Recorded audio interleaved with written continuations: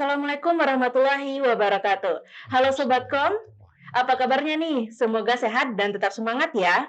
Berjumpa lagi dengan podcast Kominfo, memaparkan apa yang belum terpaparkan. Sebuah produksi dari Diskominfo 50 Kota yang diharapkan bisa menjadi sumber informasi dan jembatan hati bagi warga luar 50 dan perantauan. Dan untuk itu jangan lupa like, comment, share, dan subscribe podcast Kominfo di channel YouTube 50 Kota TV. Bersama saya, Adenika Putri, pada podcast edisi kali ini, kami akan mengulas lebih jauh tentang tugas dari pemadam kebakaran yang ternyata tidak hanya berkutat dengan api, tapi masih banyak lagi nih pelayanan non-kebakaran yang bisa dimanfaatkan oleh masyarakat. Bahkan, Damkar di 50 kota mempunyai inovasi pelayanan yang menjadikannya contoh atau role model bagi Damkar pada kota dan kabupaten di Provinsi Sumatera Barat. Dan untuk itu kami telah menghadirkan narasumber yang kredibel di bidangnya. Ada Kepala Dinas Pemadam Kebakaran dan Penyelamatan Kabupaten 50 Kota, Uda Kadis Alfian. Halo Uda Kadis. Halo, selamat siang dan Assalamualaikum warahmatullahi wabarakatuh. Waalaikumsalam warahmatullahi wabarakatuh. Bagaimana kabarnya Uda? Alhamdulillah sehat. Alhamdulillah sehat luar Kak. biasa. Ya. Nah, Uda Kadis, berbicara tentang pemadam kebakaran itu kan identik dengan truk merah, terus pemadam kebakaran memakai seragam, terus sirine yang khas yang menandakan itu ada api. Nah, sebenarnya bagaimana sih gambaran dan dari tugas pemadam kebakaran itu sendiri, Uda? Ya, terima kasih sahabat KES ya semuanya. Bahwasanya Dinas Pemadam Kebakaran selama ini dalam mindset masyarakat ketika ada mobil merah dengan sirinenya dan petugas berbaju biru, itu pertanyaan yang pertama muncul ketika mereka nampak atau hadir di tengah masyarakat adalah di mana terjadi kebakaran. Nah, hal ini cukup menggelitik karena seolah-olah damkar ini hadir ketika ada api saja atau ada kebakaran saja. Oleh karena itu, menyangkut tugas pokok sebenarnya memang ini berkaitan dengan api atau kebakaran. Ada 3 hal mendasar yang kita cantumkan dalam peraturan daerah sebagai salah satu landasan hukum kita melakukan pelayanan ke masyarakat, yaitu peraturan daerah nomor 4 tahun 2020 tentang pencegahan, penanggulangan bahaya kebakaran dan pelayanan non kebakaran. Di sini ada 2 urusan. Yang pertama urusan kebakaran sebagai tugas pokok, dan ternyata juga kita coba melakukan pengayaan tupoksi dalam bentuk tugas tambahan, yaitu pelayanan non kebakaran. Nah, untuk urusan kebakaran ini ada 3 penekanannya atau stressingnya. Yang pertama, penguatan kita adalah di sektor pencegahan, mitigasi.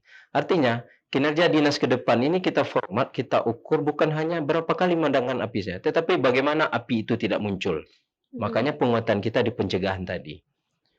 Bagaimana upaya dan pola yang kita lakukan? Sekarang kita tidak melakukan lagi edukasi masyarakat secara konvensional. Kumpulkan orang, kemudian kita berikan pemahaman, edukasi ataupun sosialisasi.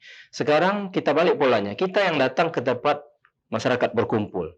Di mana mereka berkumpul? Mungkin di rumah mereka. Kita yang datang. Ya.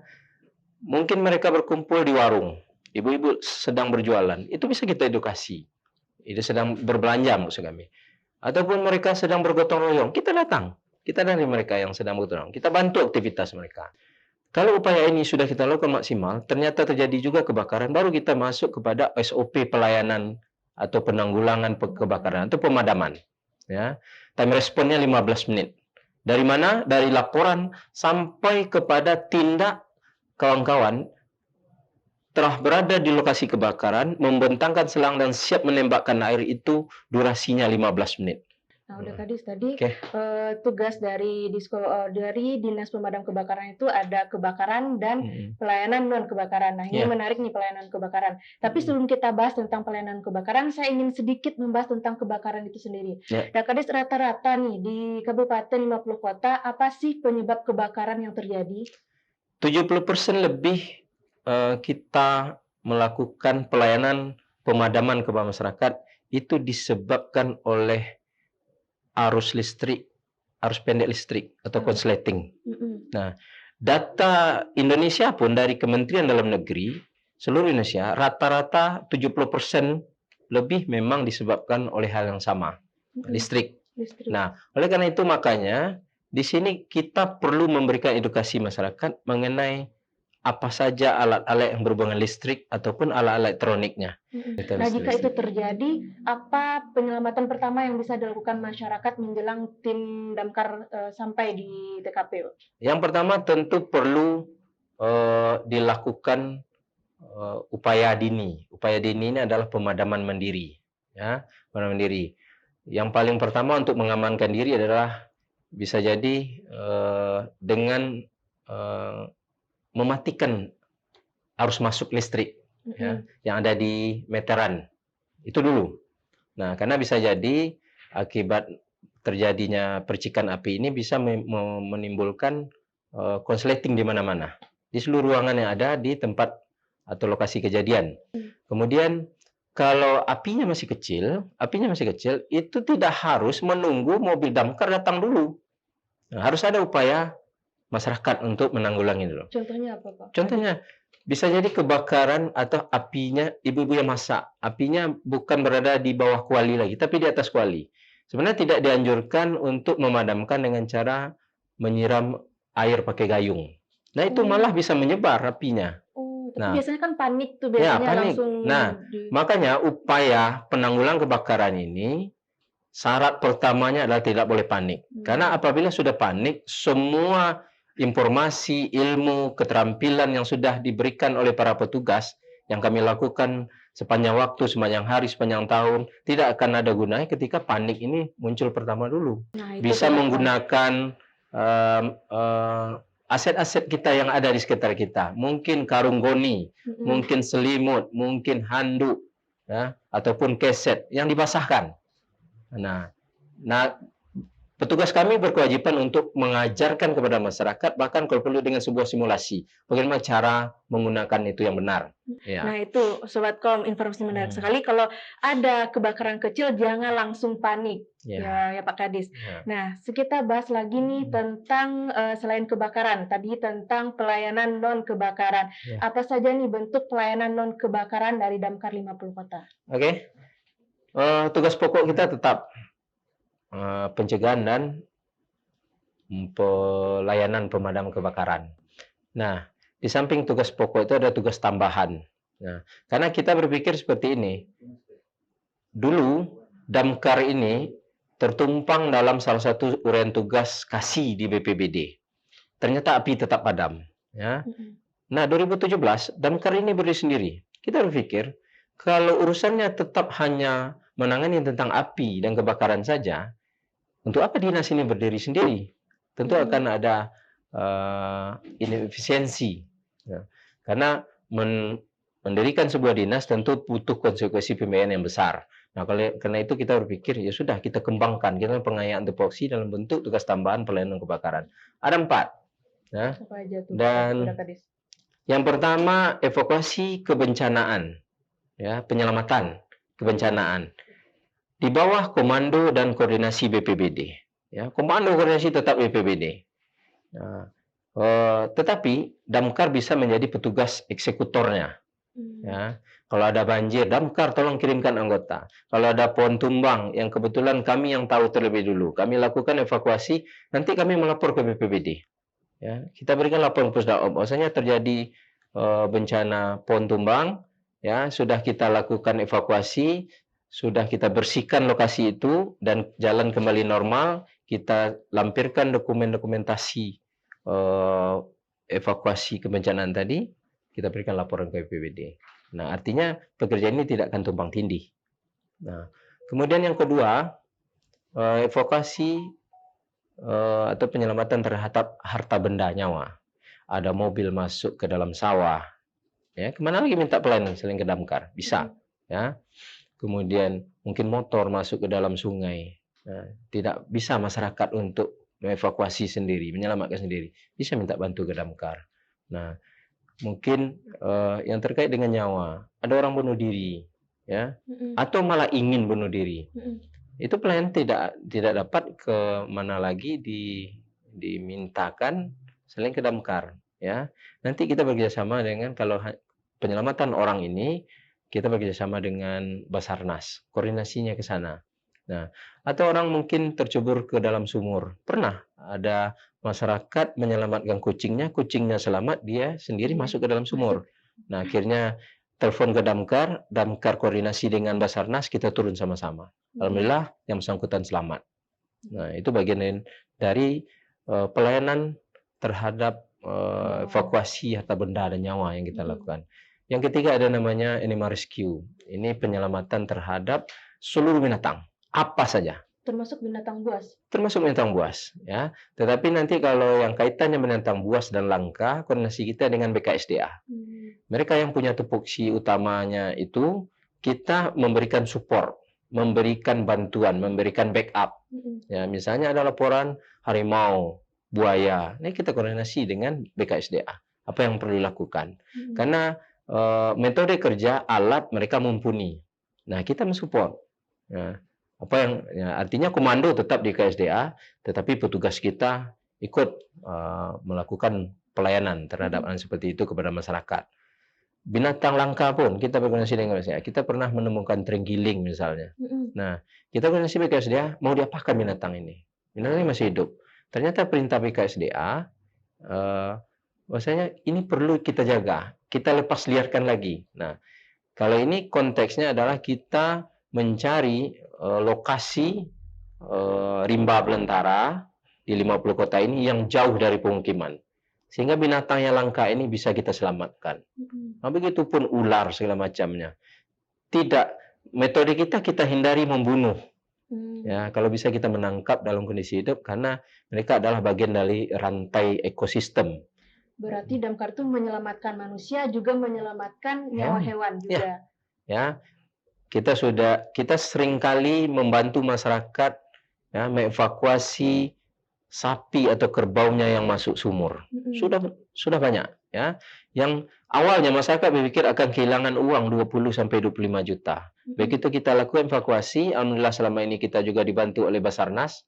Nah, karena mereka punya alat, punya teknik juga dan mereka adalah mitra kerja kita turun bersama. Walaupun tupoksi mereka bukan di hewan sebenarnya, tapi di orang. Tetapi karena komunikasi kita bisa berjalan secara efektif, mereka ikut membantu. Nah, dan termasuk binatang piaraan mungkin yang barangkali kucing nyangkut di pohon ataupun di atap yang masyarakat tidak bisa untuk melakukan penyelamatan sendiri, dapat meminta pelayanan kepada Damkar. Nah, begitupun kemarin beberapa waktu yang lalu kita pernah menyelamatkan mengevakuasi monyet yang masuk ke rumah masyarakat. Ya, masyarakatnya sudah hilang akal, teriak-teriak, khawatir, takut. Nah, petugas kita datang untuk membantu melakukan evakuasi, ditangkap, nanti dilepas liarkan lagi. Ya, tentunya dari lokasi yang jauh dari pemukiman masyarakat. Berarti semua binatang bisa. Ya. Kalau buaya darat bisa, Pak? Nah, itu yang sekarang sedang kami pelajari tekniknya. Ya.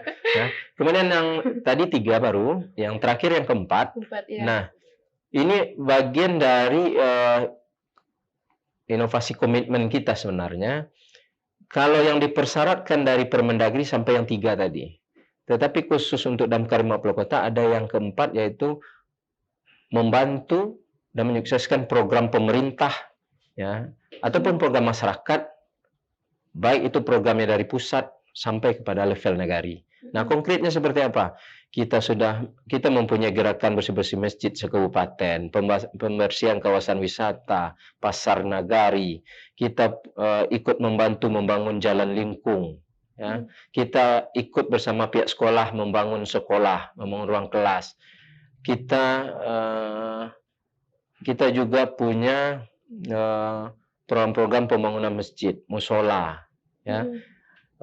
Rasanya tidak ada lagi pekerjaan ataupun agenda masyarakat yang tidak atau belum pernah dilakukan oleh petugas Damkar. Tadi katanya Damkar 50 Kota itu menjadi contoh oleh Damkar daerah lain. Nah, apa nih Pak inovasi? Apakah tadi itu inovasi yang keempat tadi itu yang merupakan inovasi pelayanan dari Damkar 50 Kota yang menjadi contoh oleh Damkar lainnya?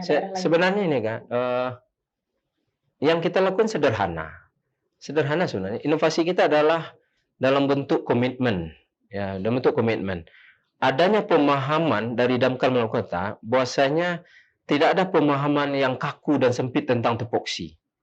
Nah, kalau ada masyarakat melaporkan kepada kita, ya, ada ibu-ibu pernah datang ke Damkar, Pak, kebetulan hidup percikan api di stop kontak kami. Nah, harusnya melapornya ke PLN, ke biro atau orang yang mengerti tentang listrik. Tetapi ini datang ke posko Damkar. Apa yang dilakukan petugas kami bukan menyampaikan, itu bukan kerja kami, Bu. Bukan itu. Tetapi mereka lakukan survei ke rumah Ibu tuh. Nah, pada saat itu mereka menilai karena petugas kami ini juga kami berikan pembekalan kelistrikan dari PLN. Kita mendatangkan orang PLN ke Damkar untuk memberikan kemampuan teknis. Nah, ternyata dari pembekalan yang diberikan, mereka menganggap kami bisa Pak menangani karena persoalannya sederhana, kabelnya longgar. Mereka perbaiki. Nah, akhirnya ibunya terima kasih, ya. Dan salah satu yang membanggakan bagi kami, anggota itu melapor, Pak, belum puasa ibunya datang lagi, yang kemarin melapor tentang saklarnya yang agak bermasalah, tetapi datangnya membawa buka puasa bagi kami, Pak. Ya. Kadis, perbincangan yang informatif dan menarik sekali bersama Damkar 50 Kota. Nah, sebelum kita tutup podcast ini, Pak Kadis, Kadis, apakah ada pesan-pesan atau himbauan kepada Sobatkom, khususnya masyarakat 50 Kota? Nah, khususnya untuk kebakaran, himbauan kami tentunya masyarakat antisipasi dan waspada terhadap sumber-sumber api. Penggunaan kompor gas, alat-alat elektronik, listrik di rumah kita. Kalau ada kabel yang rasanya mau copot, colokan mau copot, segera diperbaiki. Jangan tunggu api muncul dulu. Ya. Kemudian kami sekarang dalam upaya edukasi ini, berapa hari ini kami berputar terus ke sekolah-sekolah. Ya, karena salah satu orang yang potensial menyebabkan munculnya api adalah anak-anak sekolah. Mereka pakai alat elektronik, HP, laptop, komputer, segala macamnya. Mereka yang perempuan juga, anak-anaknya juga sudah mulai belajar masak. Nah, kita edukasi mereka bagaimana cara menanggulangi atau cara masang regulator di kompor gas, di tabung gas. Ya, bagaimana cara menanggulangi kalau muncul api misalnya. Ya, bagaimana sikap mereka ketika tercium bau gas. Nah, kita beri edukasi seperti itu. Oke, baik. Terima kasih Pak Kadis atas informasi dan edukasinya dan kedatangannya di podcast Kominfo. Semoga Damkar 50 Kota selalu memberikan pelayanan yang terbaik dan hadir untuk masyarakat 50 Kota. Oke, siap. Nah, Sobatkom, itu tadi perbincangan yang informatif dan edukatif bersama Kepala Dinas Pemadam Kebakaran dan Penyelamatan Uda Kadis Alfian. Semoga ini menjadi informasi bagi masyarakat 50 Kota dan tidak segan jika ada masalah bisa meminta bantuan ke Damkar. Dan sebelum saya tutup podcast edisi kali ini, Sobatkom, jangan lupa untuk like, komen, share, dan subscribe podcast Kominfo di channel YouTube 50 Kota TV. Saya Arineka Putri, sampai berjumpa di podcast edisi selanjutnya. Assalamualaikum warahmatullahi wabarakatuh. Waalaikumsalam.